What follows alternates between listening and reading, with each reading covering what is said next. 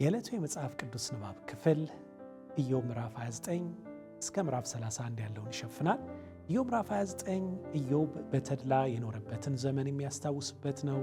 ምዕራፍ 30 ላይ ደግሞ ኢዮብ አሁን በታናናሾች መሳለቂያ መሆኑን በቁጭት ሲገልጽ ይደመጣል። ምዕራፍ 31 ላይ ኢዮብ ስለ ንጽሕናው በድጋሚ በመናገር ከመለኮት መልስን ይጠይቃል። ታዲያ እንዲህ ከተናገረበት ክፍል ላይ ወደ ኮረዳይቱ ላለመመልከት ከዓይኔ ጋር ቃል ኪዳን ገብቻለሁ በማለት የተናገረውን ኢዮብ 31 ቁጥር 1 ላይ ያለውን ጥቂት ቆይታ እናደርግበታለን። በዘመናችን የብዙዎችን ትኩረት ጨምድዶ የያዘና አእምሮን የሚያቆሽሽ ወረርሽኝ ቢኖር ፖርኖግራፊ ነው።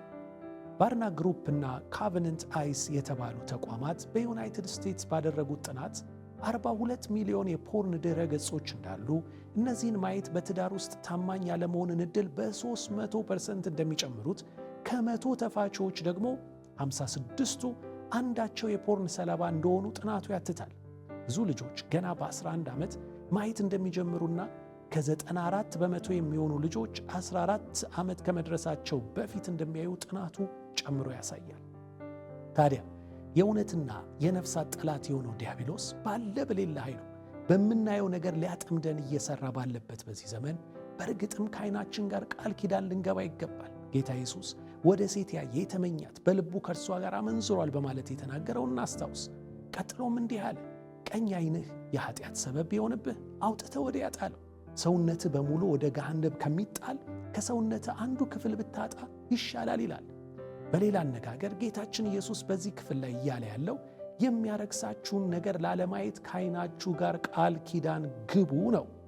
ሳምሶን ከዓይኑ ጋር ቃል ኪዳን መግባት ስላቃተው በዓይኔ ገብታለች ያላት ሴት ዓይኑን ይዛው ወጣች። ዳዊት በሰገነቱ ላይ ሆኖ ማየት የማይገባውን ገላ በተመለከተ ጊዜ እጅግ ከባድ የሆኑ በደሎችን ለመፈጸም ተንደረደረ።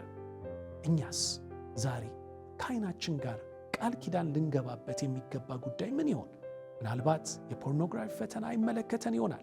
ነገር ግን ሌላ በዓይናችን እየገባ አእምሮአችንን እያቆሸሸብን ያለ ነገር ይኖር ይሆን?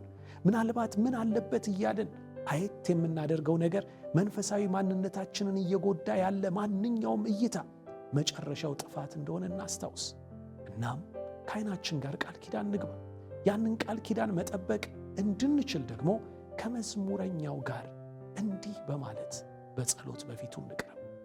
አባት ሆይ ከንቱ ነገርን ከማየት ዓይኖቼን መልስ፣ በራስ መንገድ እንደገና ሕያው አድርገኝ። አሜን።